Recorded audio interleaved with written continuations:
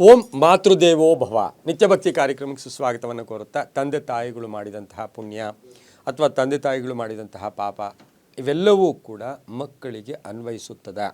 ಇದು ಅವರಿಗೆ ಅದರ ಪ್ರಭಾವ ಅದರ ಮೇಲೆ ಬೀರುತ್ತಾ ಅಂತಕ್ಕಂಥ ಪ್ರಶ್ನೆಗೆ ನಾವು ಇವತ್ತಿನ ಸಹ ಉತ್ತರವನ್ನು ಹುಡ್ಕೋಣ. ಬಹುಮುಖ್ಯವಾಗಿ ತಂದೆ ತಾಯಿಗಳು ಮಾಡಿದಂಥ ಆಸ್ತಿ, ತಂದೆ ತಾಯಿಗಳು ಮಾಡಿದಂತಹ ಸಾಲ ಇರ್ಬೋದು, ತಂದೆ ತಾಯಿಗಳು ಮಾಡಿದಂಥ ಒಂದು ಏನು ಅವರು ಮಾಡಿಟ್ಟಿರ್ತಕ್ಕಂಥ ಕೂಡಿಟ್ಟಿರ್ತಕ್ಕಂಥ ನಿಧಿ, ಹಣ, ಯಾವುದೇ ಬಂಗಾರ ಆಗಲಿ, ಇವೆಲ್ಲವೂ ಕೂಡ ಮಕ್ಕಳಿಗೆ ಅದು ವಾರಸುದಾರಿಕೆಯಿಂದ ಬರ್ತಕ್ಕಂಥದ್ದನ್ನು ನಾವೀಗಾಗಲೇ ಗಮನಿಸಿದ್ದೀವಿ. ಅದು ಕೂಡ ಶಾಸ್ತ್ರವಿದಿತ. ಇನ್ನು ಬಹುಮುಖ್ಯವಾಗಿ ಪಾಪ ಪುಣ್ಯಗಳಾಗ್ಬೋದು, ಕರ್ಮಗಳಾಗ್ಬೋದು, ಇವು ತಂದೆ ತಾಯಿಗಳು ಮಾಡಿದ್ದು ಮಕ್ಕಳಿಗೆ ಅದು ಅನ್ವಯಿಸುತ್ತದೆಯಾ ಅಂತಕ್ಕಂಥ ಪ್ರಶ್ನೆಗೆ ನಾವು ಈ ತಂದೆ ತಾಯಿಗಳು ನಾವು ಸಾಮಾನ್ಯವಾಗಿ ಹೇಳ್ತಾ ಇರ್ತೀವಿ, ಸುಮ್ಮನೆ ನಮಗೇನೋ ತಮ್ಮ ಮಕ್ಕಳಾಗಿ ಹುಟ್ಟಿಸ್ಬಿಟ್ಟಿದ್ದಾರೆ, ಬಿಟ್ಬಿಟ್ಟಿದ್ದಾರೆ, ಏನೂ ಮಾಡಿಲ್ಲ ಅಂತಕ್ಕಂತಹ ಮಾತುಗಳನ್ನು ಸಾಕಷ್ಟು ಜನ ಹೇಳ್ತಾ ಇರ್ತಾರೆ. ಅದು ತಪ್ಪು. ಯಾಕೆಂದರೆ ಹಿಂದಿನ ಜನ್ಮದಲ್ಲಿ ಮಾಡಿದಂತಹ ಕರ್ಮ ಫಲಗಳಿಂದ ನಮಗೆ ಇಂದು ಈ ತಂದೆ ತಾಯಿಗಳ ಹೊಟ್ಟೆಯಲ್ಲಿ ನಾವು ಹುಟ್ಟಿರ್ತೀವಿ. ಹಿಂದಿನ ಜನ್ಮದ ಪಾಪ ಕರ್ಮಗಳಿಗೆ ಅನುಸಾರವಾಗಿ ಇವತ್ತು ನಮಗೆ ಭಗವಂತ ನಮಗೆ ಈ ತಂದೆ ತಾಯಿಗಳ ಮುಖೇನ ನಾವು ಜನ್ಮಿಸೋದಕ್ಕೆ ಮಾರ್ಗವನ್ನು ಕೊಟ್ಟಿರ್ತಾರೆ. ಇನ್ನು ಇವತ್ತಿನ ವಿಷಯ ತಗೊಂಡಾಗ ಇವರು ಮಾಡಿದಂತಹ ಪಾಪ ಪುಣ್ಯಗಳು ನಮಗೆ ಅನ್ವಯಿಸುತ್ತದೆಯಾ ಅಂತ ಹೇಳಿದಾಗ ಹೌದು, ಅನ್ವಯಿಸುತ್ತದೆ.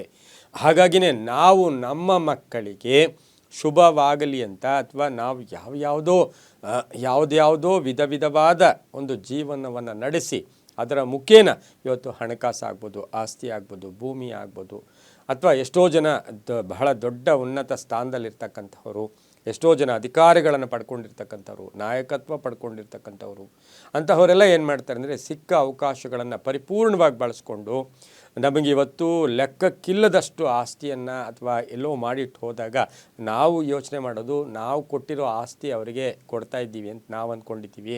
ಆಸ್ತಿಯ ಜೊತೆಗೆ ಆ ಆಸ್ತಿಗೆ ಮಾಡಿದಂತಹ, ಆ ಭೂಮಿಗೆ ಮಾಡಿದಂತಹ ನಾವು ಏನು ಮಾಡಿದ್ದೀವಿ, ಆ ಪುಣ್ಯ ಅಥವಾ ಪಾಪ, ಪುಣ್ಯದಿಂದ ಮಾಡಿದಂತಹ ಆ ಜಮೀನು ಆ ಮಕ್ಕಳಿಗೆ ಹೋಗುತ್ತೆ, ಪಾಪದಿಂದ ಮಾಡಿದಂತಹ ಆ ಜಮೀನು ಬಂದರೂ ಅವರು ಬಹಳಷ್ಟು ಕಷ್ಟಗಳನ್ನು ಅನುಭವಿಸ್ಬೇಕಾಗಿರುತ್ತೆ. ನಾವು ನೋಡಿರ್ತೀವಿ ತಂದೆ ತಾಯಿಗಳನ್ನು ಕಳ್ಕೊಂಡಿರೋ ಮಕ್ಕಳು ಇವತ್ತು ಒಂದು ಆಸ್ತಿ ವಿಚಾರಕ್ಕೆ ಬಂದಾಗ, ಅಯ್ಯೋ ನನ್ನ ಕೈಯಲ್ಲಿ ಮಾಡೋಕ್ಕೆ ಆಗ್ತಾ ಇಲ್ಲ ಸರ್, ಅದನ್ನು ನನ್ನ ಹೆಸರಿಗೆ ಮಾಡ್ಕೊಳಕ್ಕಾಗಲ್ಲ, ಮತ್ತು ಯಾವ ವಿಧದಲ್ಲೂ ಕೂಡ ನನಗೆ ಉಪಯೋಗ ಆಗ್ತಾ ಇಲ್ಲ ಅಂದರೆ ಅದೆಲ್ಲವೂ ಕೂಡ ಆ ತಂದೆಗಳು ಮಾಡಿರೋ ಆ ಪುಣ್ಯ ಅಥವಾ ಪಾಪ ಕೂಡ ಆಗಿರುತ್ತೆ. ಇನ್ನು ಎಷ್ಟೋ ಜನರಿಗೆ ಒಂದಷ್ಟು ಭೂಮಿ ಅಥವಾ ಒಂದಷ್ಟು ಆಸ್ತಿ, ಒಂದು ಮನೆ ಏನೋ ಕೊಟ್ಟೋಗಿರ್ತಾರೆ ಅವರು, ಆ ವಿಚಾರದಲ್ಲಿ ಇವರು ಸ್ವಂತಿಕೆಯಿಂದ ಇನ್ನೊಂದಷ್ಟು ಚೆನ್ನಾಗಿ ಮಾಡ್ಕೊತಾರೆ. ಇದರ ಅರ್ಥ ಏನು ಅಂದರೆ ಅಲ್ಲಿ ಆ ತಂದೆ ತಾಯಿಗಳು ಪುಣ್ಯವನ್ನು ಮಾಡಿರ್ತಾರೆ. ಹಾಗಾಗಿ ಇವತ್ತಿನ ದಿನ ನಮಗೆ ತಂದೆ ತಾಯಿಗಳ ಮಾಡಿದ ಪುಣ್ಯದ ಫಲ, ಪಾಪದ ಫಲ, ಕರ್ಮ ಇವೆಲ್ಲವೂ ಕೂಡ ನಮ್ಮನ್ನು ಅನುಸರಿಸ್ಕೊಂಡೇ ಇರುತ್ತೆ. ಹಾಗಾಗಿ ಇವತ್ತಿನ ದಿವಸ ನಾವು ಎಷ್ಟೋ ಸರಿ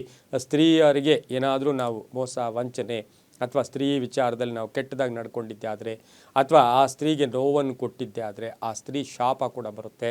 ಹಾಗೆ ಸರ್ಪವನ್ನು ನಾವು ತೊಂದರೆ ಕೊಟ್ಟಾಗ ಸರ್ಪ ಶಾಪ ಹೇಗೆ ಬರುತ್ತೆ, ಅದೇ ರೀತಿ ನೋಡೋಕ್ಕೆ ಹೋದಾಗ ಆಸ್ತಿಗಳ ವಿಚಾರದಲ್ಲೂ ಕೂಡ ನಾವು ತೊಂದರೆಯಿಂದ ಅಥವಾ ಒಳ್ಳೆಯದರಿಂದ ಮಾಡಿದರೆ ಒಳ್ಳೆಯದಾಗುತ್ತೆ, ಕೆಟ್ಟದ್ದಾದರೆ ಕೆಟ್ಟದ್ದಾಗತ್ತೆ. ಇದರಿಂದ ಏನಾಗುತ್ತೆ, ತಂದೆ ತಾಯಿಗಳು ಮಾಡಿದಂತಹ ಪುಣ್ಯದ ಫಲ ಅಥವಾ ಪಾಪದ ಫಲಗಳಲ್ಲಿ ಸ್ವಲ್ಪ ದೋಷಗಳು ಉಂಟಾದರೆ ನಾವು ಅಭಿವೃದ್ಧಿ ಆಗಲ್ಲ, ಆರ್ಥಿಕವಾಗಿ ತೊಂದರೆ ಆಗುತ್ತೆ.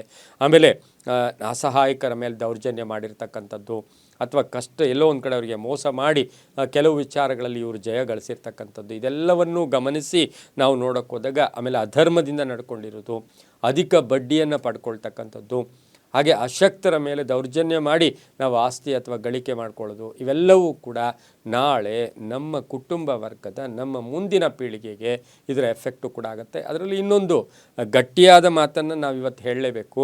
ನೀವು ಎಷ್ಟೇ ಆಸ್ತಿ, ಎಷ್ಟೇ ಭೂಮಿ, ಎಷ್ಟೇ ಐಶ್ವರ್ಯ ಮಾಡಿದ್ರೂ ಕೂಡ ನೀವು ಮಾಡಿದ್ದು ನಿಮ್ಮ ನಂತರದ 3ನೆಯ ಪೀಳಿಗೆಗೆ ಅದು ಇರಲ್ಲ. ಅದು 3ನೇ ಪೀಳಿಗೆಗೆ ಇಷ್ಟು ತನಕ ನೋಡ್ಕೊಂಡು ಬನ್ನಿ. ಆದರೆ ನೀವು ಕೇಳ್ಬೋದು ಪ್ರಶ್ನೆ, ರಾಜ ಮಹಾರಾಜರ ವಿಚಾರದಲ್ಲಿ ಆಗ್ಬೋದು, ಇದು ನಿಜ ಅಲ್ವಾ ಅಂತ ಹೇಳಿದ್ರೆ ಈಗಲೂ ಕೂಡ ಸಂತೃಪ್ತಿಯಾಗಿದ್ದಾರೆ ಅಂತಕ್ಕಂಥದ್ದು ಬಹಳಷ್ಟು ವಿರಳ ಕೂಡ ಆಗಿರುತ್ತೆ. ಹಾಗಾಗಿ ತಂದೆ ತಾಯಿಗಳ ಪುಣ್ಯ, ಪಾಪ, ಕರ್ಮ ಎಲ್ಲವೂ ಕೂಡ ನಮಗೆ ಮುಂದಕ್ಕೆ ಟ್ರಾನ್ಸ್ಫರ್ ಆಗೋದ್ರಿಂದ ನಾವು ಎಚ್ಚೆತ್ಕೊಂಡು ಧರ್ಮದ ಮಾರ್ಗದಲ್ಲಿ ನಡ್ಕೊಂಡಿದ್ದೆ ಆದರೆ ತುಂಬಾ ಒಳ್ಳೆಯದಾಗುತ್ತೆ ಅಂತ ಹೇಳ್ತಾ, ಎಲ್ಲವೂ ನಂಬಿಕೆ ಆಧಾರ ಅಂತ ಹೇಳ್ತಾ, ಸರ್ವೇ ಜನ ಸುಖಿನೋ ಭವಂತು, ಸಮಸ್ತ ಸನ್ಮಂಗಳಾನಿ ಭವಂತು.